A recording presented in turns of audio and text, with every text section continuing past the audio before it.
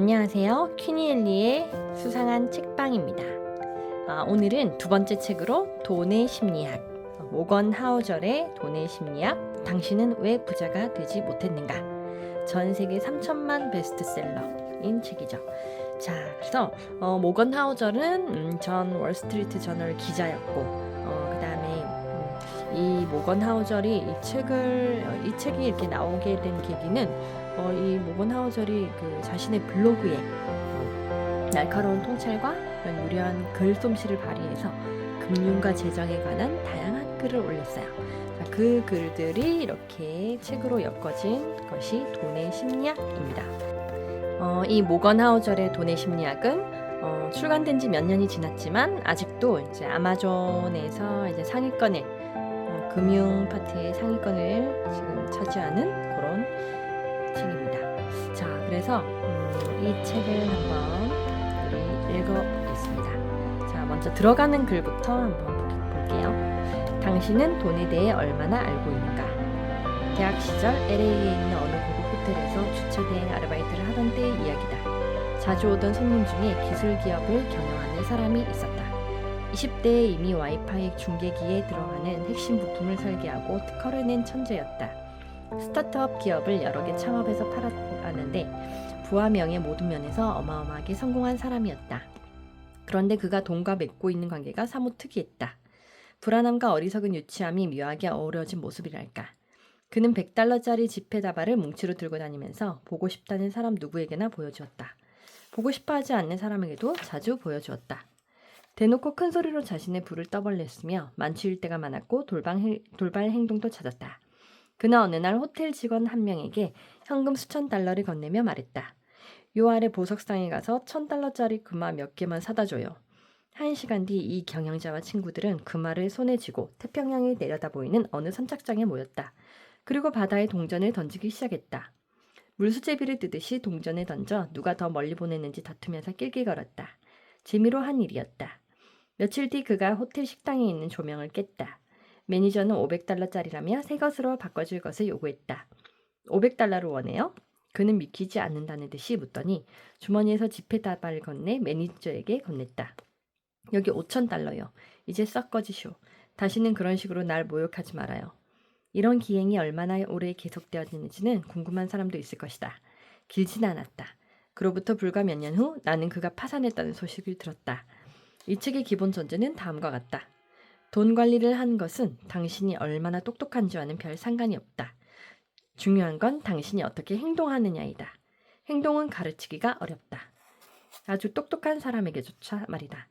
천재라고 해도 자신의 감정에 대한 제어력을 상실하면 경제적 참사를 불러올 수 있다. 그 반대에도 마찬가지다. 아무런 금융 교육을 받지 못한 보통 사람도 몇 가지 행동 요령만 익히면 부자가 될 수 있다. 이 행동 요령들은 지능검사 결과표의 숫자와는 무관하다. 위키디피아에서 내가 가장 좋아하는 항목 하나를 소개할까 한다. 이렇게 시작한다. 로널드 제임스 리드는 미국의 독지가 투자자 자벽부 주유소 직원이었다. 로널드 리드는 버몬트주 시골에서 태어났다. 가족 중에 처음으로 고등학교를 졸업했으며 더욱 인상적인 것은 매일 학교까지 히치하이킹을 해서 갔다는 점이다. 사실 로널드 리드를 알았던 사람들은 그에 관해 특별히 언급할 것이 별로 없었다. 자신들 못지않게 리드의 삶 역시 그리 눈에 띄지 않았기 때문이다. 리드는 주요소에서 25년간 자동차를 수리했고 J.C. 페니 백화점에서 17년간 바닥을 쓸었다. 38세에 방 2개짜리 집을 $12,000에 사서 죽을 때까지 그곳에서 살았으며 50세에 호라비가 되어 다시는 결혼하지 않았다. 어느 친구의 회상에 따르면 리드의 가장 큰 취미는 장작 패기였다고 한다. 2014년 리드는 92세의 나이로 죽었다. 그러고 나서 이 시골의 허름한 자벽부는 국제뉴스의 헤드라인을 장식했다. 2014년에 죽은 미국인은 281만 3,503명이다. 그중엔 세상을 뜰 당시 순자산이 $800만 달러가 넘은 사람은 4,000명이 채 되지 않는다. 로널드 리드는 그중 한 명이었다. 유언장에는 의붓 자식에게는 $200만 달러를 그리고 지역 병원과 도서관에 $600만 달러 이상을 남긴다는 내용이 포함되어 있었다. 리드를 알던 사람들은 어리둥절했다. 대체 그 돈이 다 어디서 난 거야? 별다른 비밀은 없었다. 그는 복권에 당첨된 적도 없고 유산을 물려받은 적도 없었다. 자신이 번 얼마 안 되는 돈을 저축했고 그 돈을 우량 주식에 투자했다. 그리고 기다렸다. 수십 년간 말이다.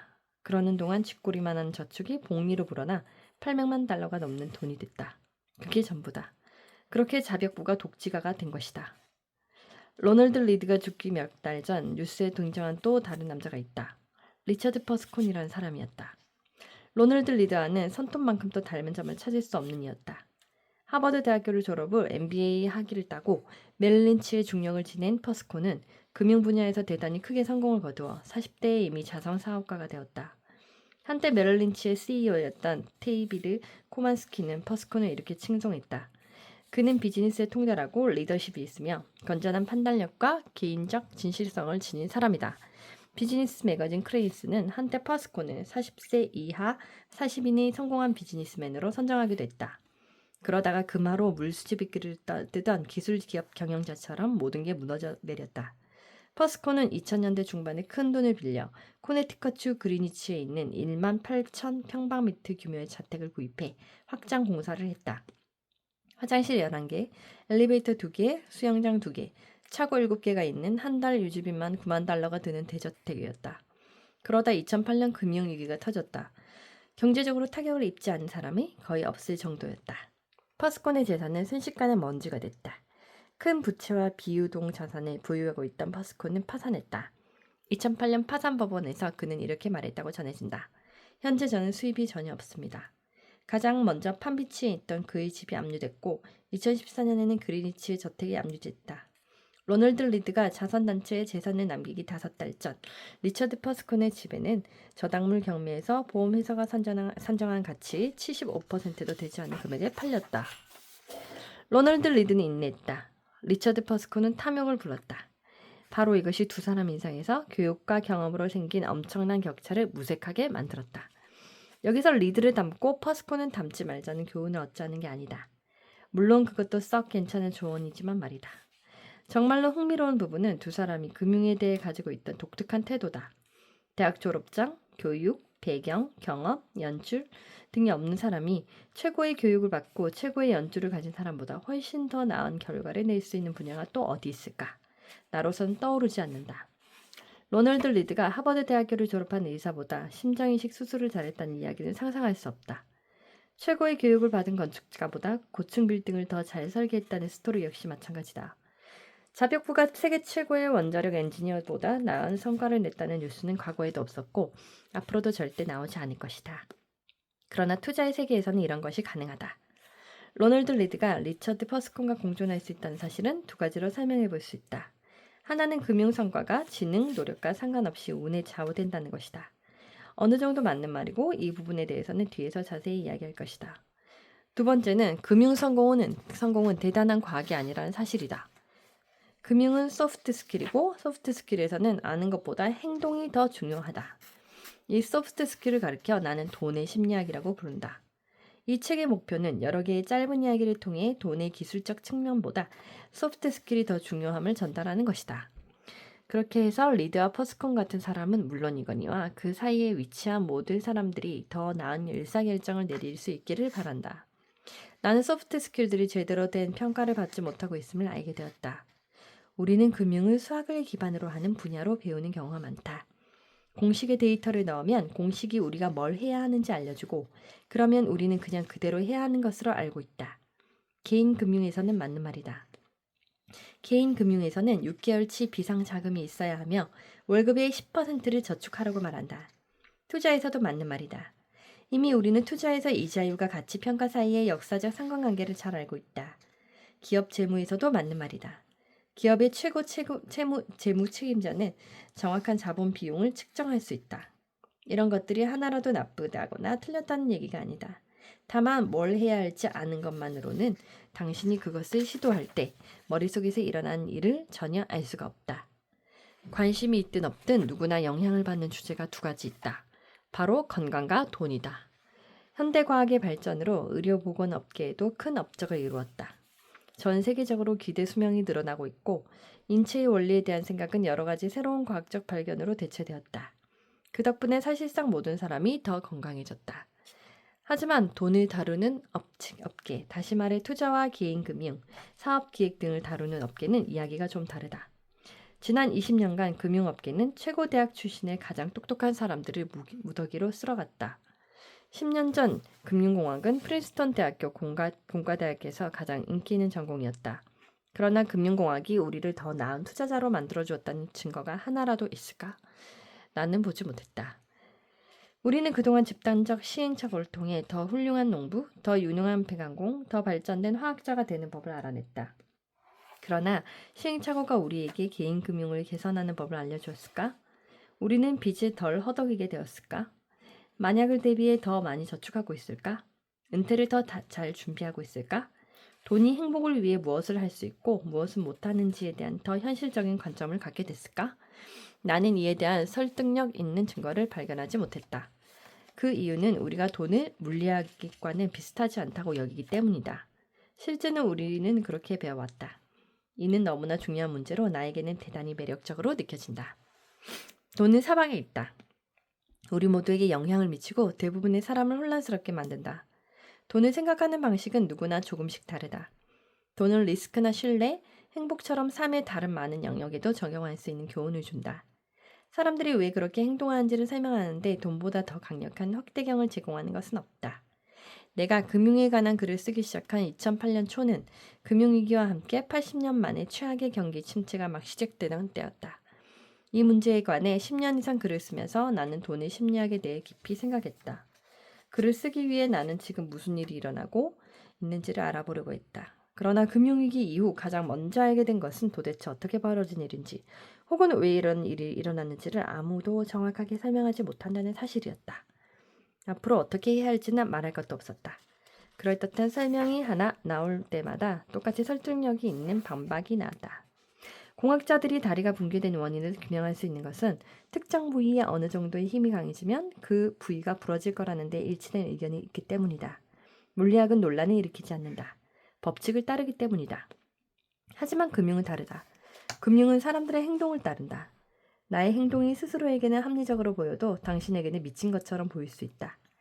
금융위기에 관해 공부를 하면 할수록, 글을 쓰면 쓸수록 나는 금융위기가 금융이라는 렌즈가 아닌 심리학과 역사의 렌즈를 통해서 볼 때 더 잘 이해된다는 사실을 깨달았다. 심리학과 역사. 왜 빚에 허덕이는지를 이해하려면 이자율을 공부할 것이 아니라 탐욕과 불안, 낙천주의의 역사를 공부해야 한다. 투자자들이 왜 약세장 바닥에서 자산을 팔아버리는지를 이해하려면 미래의 기대 수익 계산법을 공부할 것이 아니라 가족들을 지켜보아야 한다. 나의 투자가 우리 미래를 위험하게 만들고 있는 건 아닌지 의구심을 갖고 그 고통을 생각해 보아야 하는 것이다. 나는 볼테르의 다음 말을 좋아한다. 역사가 반복되는 것이 아니다. 사람이 반복되는 것이다. 이는 돈에 대한 우리의 행동에도 그대로 적용된다.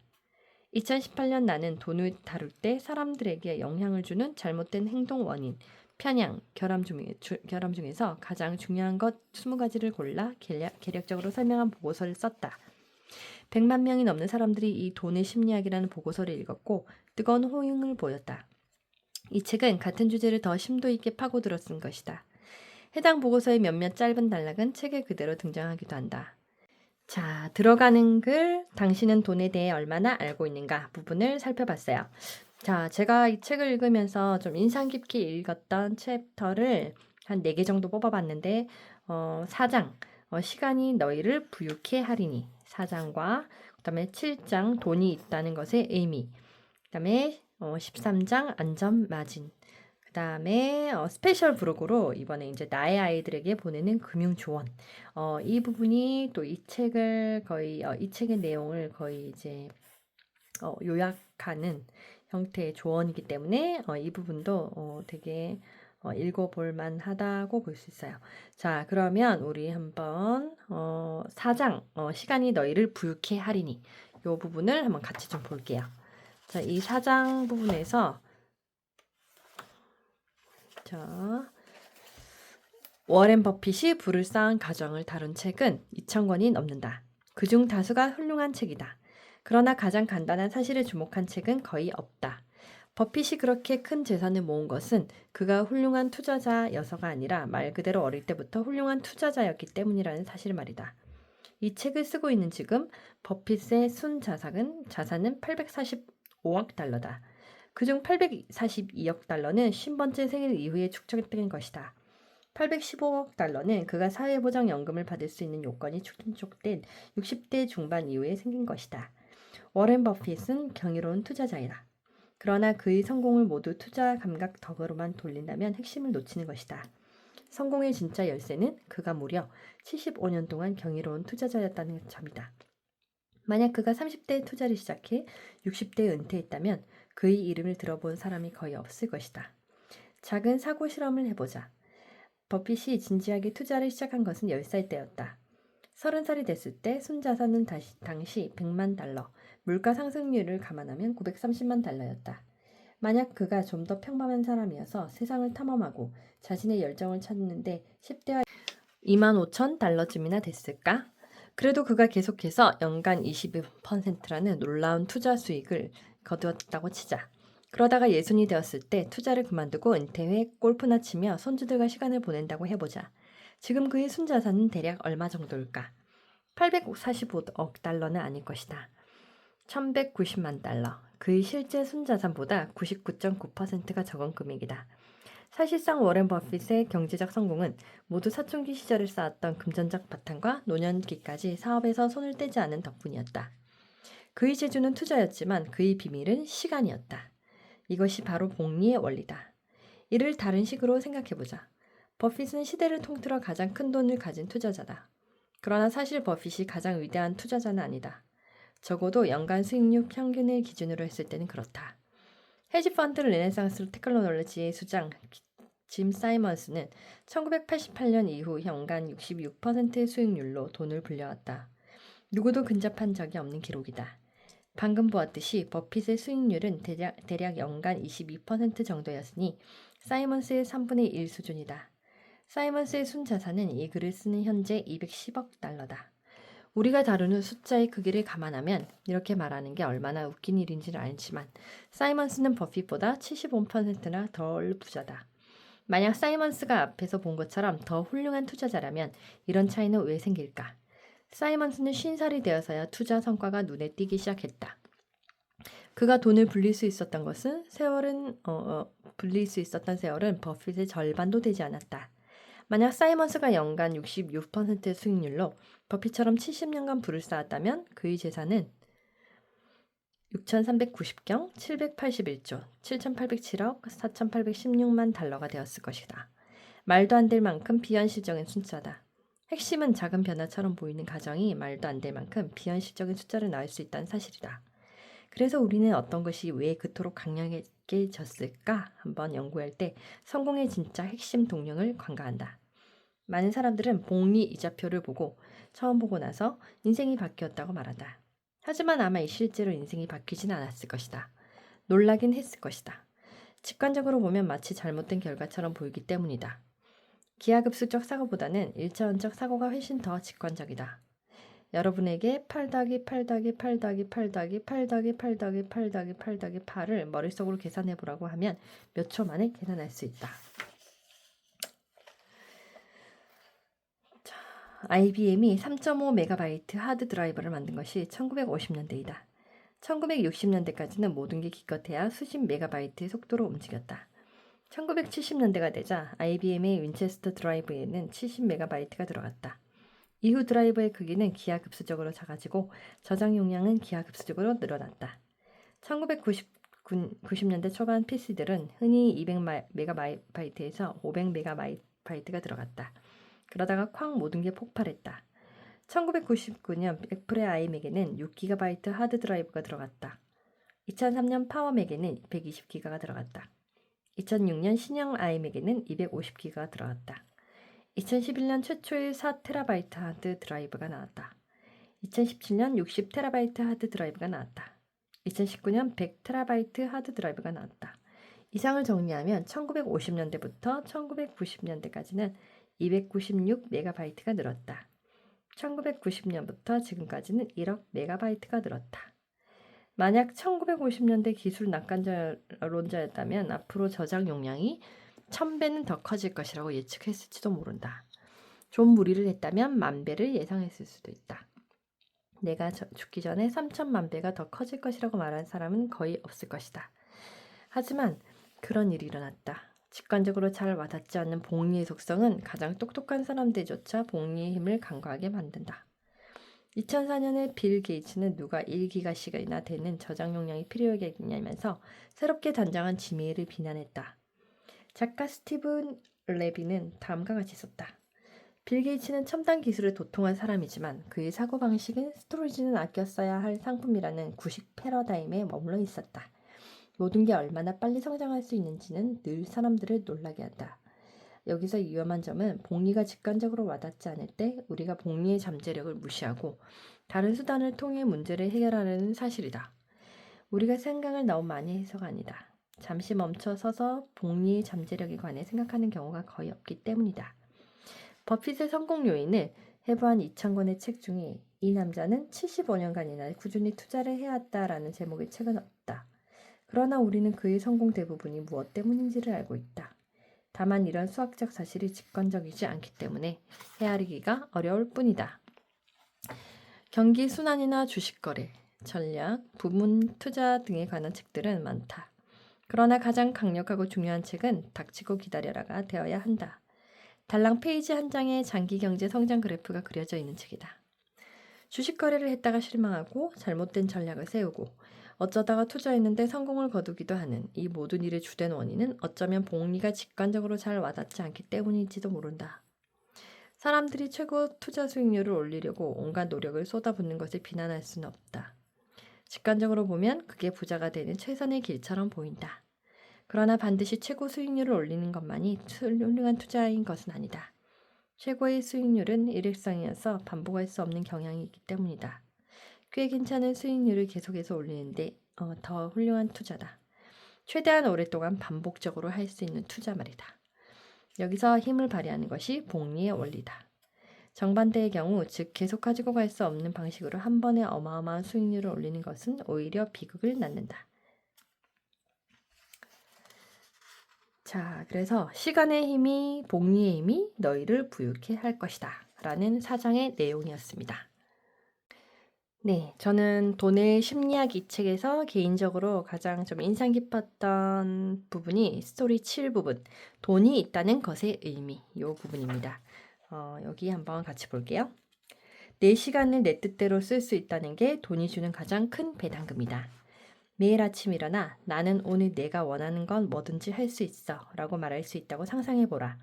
오직 부를 가진 사람만이 할 수 있는 말이다.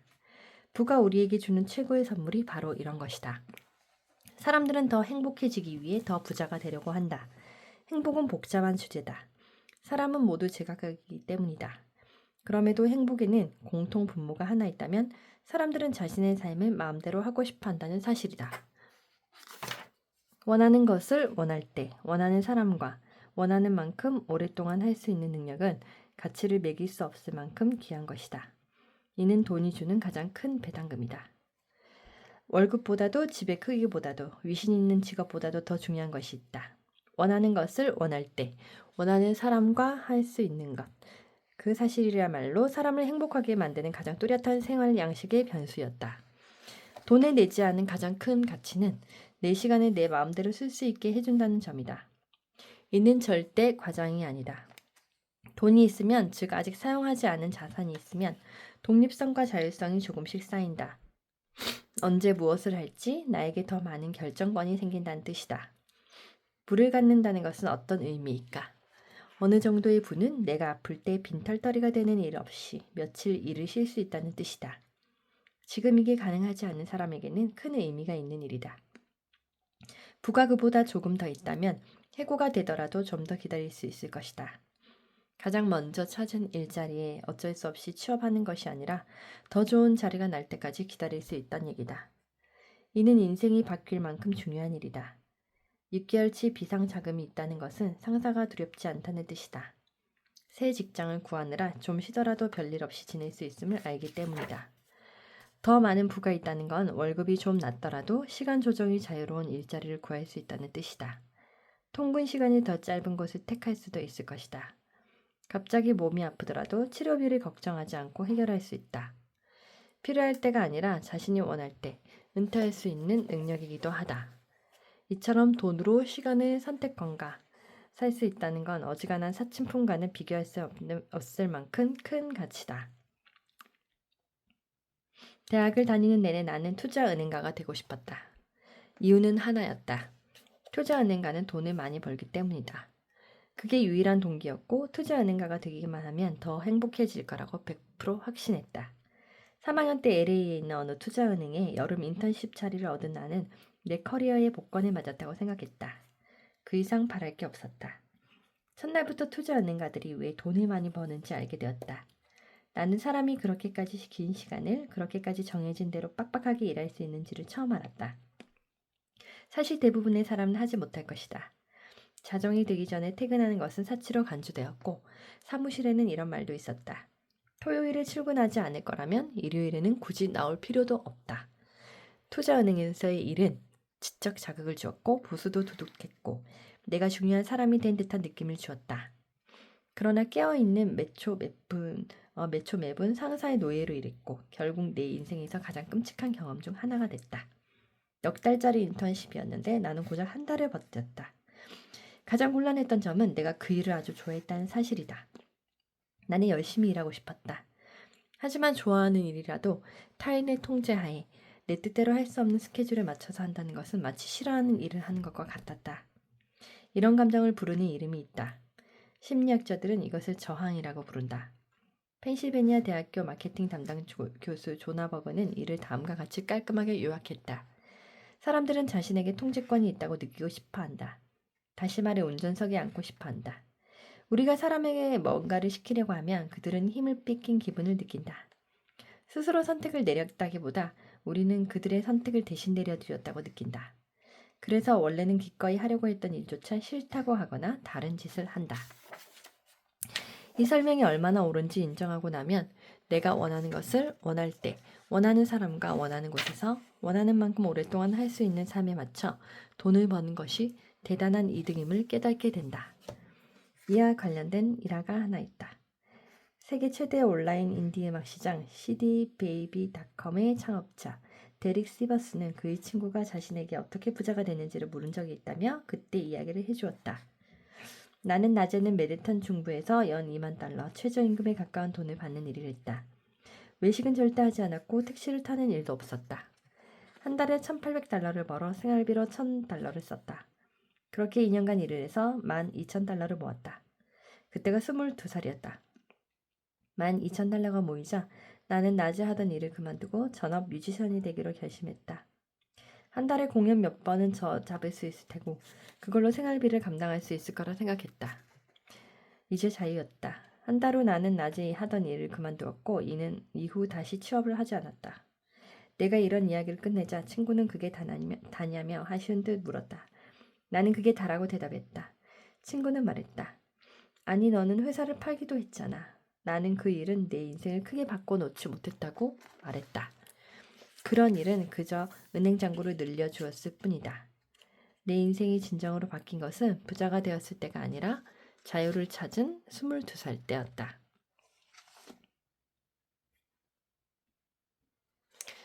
그 다음으로 이어서 록펠러에 대한 이야기가 나옵니다. 오늘날에는 1950년대의 흔한 제조업 노동자보다는 록펠러에 가까운 일을 하는 사람이 더 많다. 이 말은 곧 퇴근을 하고 공장을 나선 후에도 하루가 끝나지 않는다는 뜻이다. 우리는 끊임없이 머릿속으로 일하고 있기 때문에 마치 일이 끝없이 계속되는 듯한 느낌을 받는다. 자동차를 만드는 것이 직업인 사람은 조립 라인에 있지 않으면 할 수 있는 일이 별로 없다. 퇴근을 한다는 것은 각종 도구를 공장에 남겨둔다는 뜻이다. 그러나 마케팅 캠페인을 만드는 것이 직업인 사람은 머리가 곧 도구이므로 도구를 어딘가에 두고 오는 법이 없다. 출퇴근길에도 저녁 준비를 할 때도 아이들을 재울 때도 새벽 3시에 스트레스로 잠에서 깼을 때도 프로젝트를 생각한다. 1950년대 사람들보다 근무 시간이 줄었을지는 몰라도 느낌상으로는 하루 24시간 일주일 내내 일하는 기분이다. 앞선 세대에 비하면 시간에 대한 통제권은 상대적으로 약화되었다. 하지만 앞서 본 것처럼 자신의 시간을 마음대로 쓰는 것은 행복에 큰 영향을 미친다. 사람들이 평균적으로 더 부자가 되었음에도 그다지 더 행복해졌다고 느끼지 않는 게 놀랍지는 않다. 그래서 우리는 어떻게 해야 할까? 해결하기 쉬운 문제는 아니다. 사람마다 경우가 다르기 때문이다. 그들이 실제로 중요하게 생각한 것은 좋은 우정을 나누는 것, 개인이 아니보다 더 큰 뜻을 위한 일에 참여하는 것, 자녀와 좋은 시간을 보내는 것 등이었다. 플레머는 자녀들은 당신의 돈을 원하는 게 아니라 당신을 원한다. 이 둘은 비교조차 할 수 없다. 특히 자녀들은 당신이 곁에 있기를 바란다라고 쓰고 있다. 모든 것을 다 겪어본 사람들이 주는 교훈을 새겨줬자. 내 시간을 내 뜻대로 쓸 수 있다는 것이 돈이 주는 가장 큰 배당금이다. 그래서 저는 이 7장의 내용이 가장 공감이 가는 부분이었어요. 우리가 이렇게 부자가 되기 위한 그런 노력을 하는 이유가 내 시간을 내 뜻대로, 내 마음대로 쓸 수 있다는 거. 이제 내가 내 인생을 조정할 수 있다는 거. 그런 행복을 주기 때문에 이제 부자가 되기 위해 노력을 하고 있다고 생각합니다. 자, 그리고 그 스토리 13 안전마진이라는 부분을 한번 같이 볼게요. 자, 벤자민 그레이엄은 안전마진이라는 개념으로 유명하다. 이에 관해서는 그가 수학적으로 구구절절 설명해 놓기도 했지만 내가 좋아하는 설명은 그가 어느 인터뷰에서 자신의 이론을 한마디로 요약한 부분이다. 그는 안전마진의 목적은 예측을 불필요하게 만들기 위한 것이라고 했다. 이 간단한 말 속에 얼마나 강력한 힘이 있는지는 아무리 강조해도 지나치지 않을 정도다. 안전마진은 확실성이 아니라 확률에 의해 지배되는 세상을 안전하게 헤쳐나가는 것이 가장 효과적인 방법이다. 그리고 돈과 관련된 것들은 거의 모두 이런 유형의 세상에 존재한다. 정확한 예측은 어렵다. 카드 카운팅을 하는 사람은 이 점을 명확히 알고 있다. 잘 섞여있는 카드 더미에서 특정 카드가 어디에 있을지는 누구도 알 수 없기 때문이다. 반면에 향후 10년간 주식시장의 연평균 수익률이 얼마일까요? 또는 저는 몇 년, 몇 월, 며칠에 은퇴할 수 있을까요? 라고 묻는 사람은 그 사실을 잘 모른다. 우리가 할 수 있는 최선은 확률을 생각해 보는 것이다. 그레이엄의 안전마진은 눈앞의 세상을 예측 가능한 것, 아니면 순전한 도박이라는 식의 흑백 논리를 생각할 필요가 없다고 말한다. 애매한 영역, 그러니까 일정 범위의 잠재적 결과를 받아들일 수 있도록 하는 것이야말로 가장 똑똑한 길이다. 그러나 사람들은 돈과 관련된 거의 모든 일에서 실수의 여지를 과소평가한다. 주식 애널리스트들은 고객에게 가격 범위가 아니라 목표 가격을 제시한다. 경제 예측가들이 예상을 내놓을 때도 정확한 수치를 제시하지 넓은 가능성을 제시하는 경우는 거의 없다.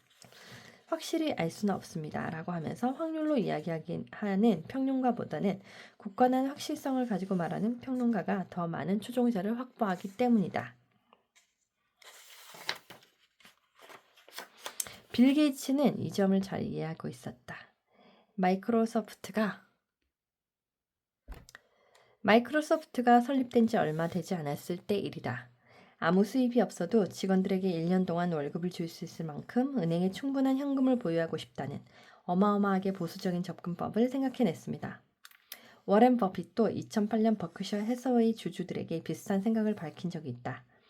저는 언제나 충분한 정도 이상의 현금을 가지고 버크셔 해서웨이를 경영하겠다고 신용평가기관과 나 자신에게 맹세해왔습니다. 설사 이윤을 더 낼 가능성이 있다고 하더라도 저는 단 하루라도 밤잠을 설치지는 선택은 하지 않을 것입니다. 투자자들이 특히 실수의 여지를 생각해야 할 경우가 몇 가지 있다. 하나는 변동성이다. 자산 가치가 30% 하락해도 살아남을 수 있는가? 스프레드시트상에는 그럴지 모른다. 실제로 지불할 금액을 다 지불하고 현금 흐름을 플러스로 유지할 수 있을지 모른다. 그러나 정신적으로는 어떨까? 자산 가치의 30% 하락이 우리의 정신에 어떤 영향을 줄지는 과소평가하기 쉽다. 막상 기회가 최고조에 달했을 때 자신감은 푹 꺼져 있을지도 모른다. 당신 혹은 당신의 배우자는 이제 그만 새로운 계획을 찾자고, 새로운 커리어를 찾자고 설득할 수도 있다. 나는 손실을 본 이후 지쳐서 그만둔 투자자들을 여럿 알고 있다. 그들은 육체적으로 지쳤다. 이 숫자들이 말이 되는지 안 되는지를 알려주는 것은 스프레드시트가 잘한다. 그러나 밤에 아이들을 재우면서 만약 이 투자 결정이 잘못됐다면 아이들의 미래가 망가지지 않을까? 라고 걱정하는 당신의 마음이 어떨지 알려주지는 못한다. 실수의 여지를 생각할 때 엄밀한 의미에서 견딜 수 있는 것과 정서적으로 가능한 것 사이의 차이를 간과하기 쉽다. 다른 하나는 은퇴 준비다. 역사를 살펴보면 1870년대 이후 미국 주식시장의 연평균 수익률은 물가 상승률을 감안했을 때 6.8%였다. 이를 적당히 합리적인 초기 근사치로 사용한다면 다양화된 포트폴리오를 가지고 은퇴 시의 기대 수익률을 추산할 수 있을 것이다. 그리고 다시 수익률에 대한 해당 가정을 사용해 목표 금액을 모으기 위해 매달 얼마를 적립해야 하는지 계산할 수 있다. 그런데 미래 수익률이 이보다 낮다면 어떻게 할 것인가? 장기적 이력은 장기적 미래를 추산할 수 때 좋은 기준이지만 만약 당신의 목표 은퇴일이 예컨대 2009년 같은 지독한 약세장 한가운데가 되어버린다면 미래의 약세장에 당신이 겁이 나서 주식을 포기하는 바람에 미래의 강세장을 놓치게 되어 실제 수익률이 시장 평균보다 낮아진다면 당신이 30대의 큰 병에 걸려 병원비를 내기 위해 은퇴자금을 인출해야 한다면 이런 가정들에 대한 답은 과거에 예측한 것처럼 은퇴할 수 없다. 이다. 큰일이다. 해결책은 간단하다. 미래 수익률을 추산할 때 역으로 실수의 여지를 이용하라. 이는 과학이라기보다 예술에 가깝다. 나의 경우 평생 미래 수익률이 역사적 평균보다 3분의 1이 더 낮다고 가정한다. 그래서 나는 미래가 과거와 닮았다고 가정할 때보다 더 많은 금액을 모은다. 나의 안전마진인 셈이다. 과거에 비해 3분의 1 낮은 것보다 실제로 미래가 더욱 안담할 수도 있다. 하지만 이런 안전마진마저 없다면 100% 실망하는 일만 남는다. 3분의 1의 완충력이라면 밤잠은 설치지 않을 수 있다. 그리고 운이 좋아 미래가 실제로 과거와 닮은 꼴이 된다면 나에게는 그저 기쁜 소식이 될 것이다. 찰리 먼거는 행복해지는 최선의 길은 목표를 낮추는 것이다 라고 말했다. 이 얼마나 멋진 말인가 말이다. 자, 이 책에는 그 뒷부분에 스페셜 브록으로 모건 하우절이 나의 아이들에게 보내는 금융 조언이라는 부분이 있어요.